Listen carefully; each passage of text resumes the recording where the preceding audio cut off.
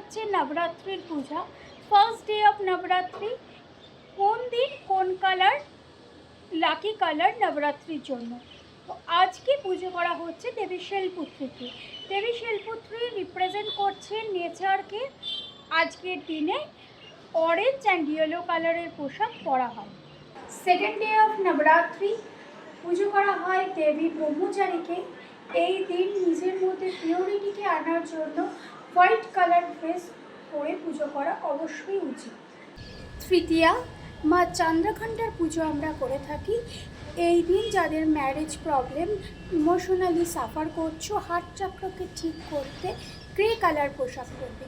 Day 4 মা কুষ্মান্ডা দেবীর পুজো করা হয়।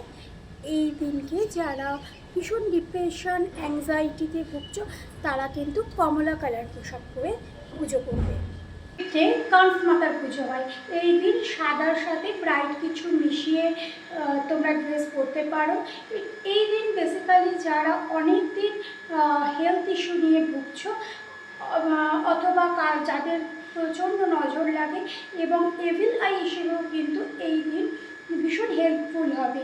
এছাড়াও কোন দিন কীভাবে কোন কোন ড্রেস পরবে এবং কীভাবে পুজো করবে সেটা জানার জন্য লাইক অ্যান্ড ফলো করো আর ভিডিওটা সবার সাথে শেয়ার করতে ভুলো না।